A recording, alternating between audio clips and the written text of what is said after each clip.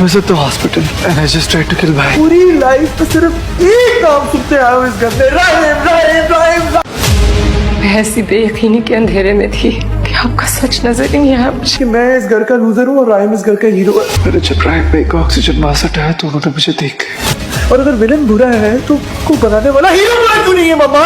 तो अगर राहिम इस वक्त मेरी जिंदगी में नहीं होता ना तो बाबा का सारा प्यार अटेंशन सब तेरे लिए होता, लेकिन आपने उस यतीम को ना यहाँ लाकर मुझे यतीम कर दिया।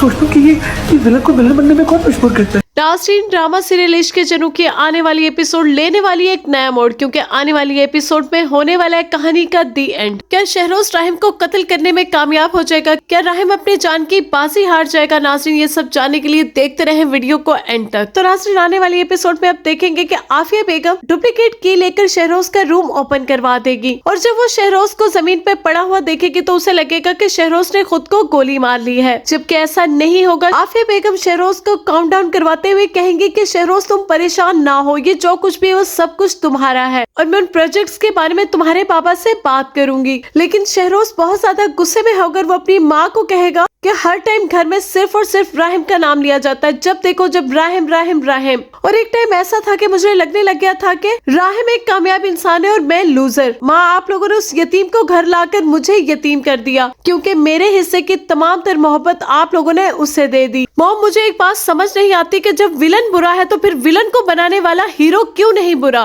वो रोते हुए अपनी माँ को बताएगा कि मैं लूजर हुआ तो सिर्फ और सिर्फ राहिम की तारीफें सुन के, लेकिन अब मजीद में राहिम को अपनी जिंदगी में बर्दाश्त नहीं करूंगा। इसके बाद अगले सीन में दिखाया जाएगा कि एमन राहिम का हाथ पकड़ कर रो रही होगी और वो अपनी गलती पे पछतावा होते हुए कह रही होगी कि राहिम, मैं इस कदर बेयकीनी के आलम में थी कि मुझे तुम्हारी सच्चाई समझ ही नहीं आई। असल कसूरवार तो तुम्हारा भाई शहरोज था और तुम तो बिल्कुल बेगुनाह थे। और वो रोते हुए शहरोज से माफी मांग रही होगी, वो कहेगी कि तुम जल्दी से ठीक हो जाओ। मुझे यहाँ पर एक बात की समझ नहीं आई कि जब एमन के ऊपर इतना ज्यादा बुरा वक्त है तो आखिर एमन के पेरेंट्स कहाँ हैं? खैर नाज़रीन, इसके बाद अगले सीन में दिखाया जाएगा कि शहरोज राहिम को अपने रास्ते से हटाने का सोच लेगा और वो हॉस्पिटल आएगा और जैसे ही वो देखेगा कि एमन रूम में नहीं है तो वो सीधा राहिम के रूम में एंटर हो जाएगा और शहरोज मौके का फायदा उठाते हुए राहिम का ऑक्सीजन मास्क हटा देगा। और एमन को जैसे ही पता चलेगा कि शहरोज हॉस्पिटल आया तो वो भागती हुई राहिम के कमरे की तरफ भागेगी। वो शहरोज को राहिम के मुंह से मास्क हटाता हुआ देख लेगी,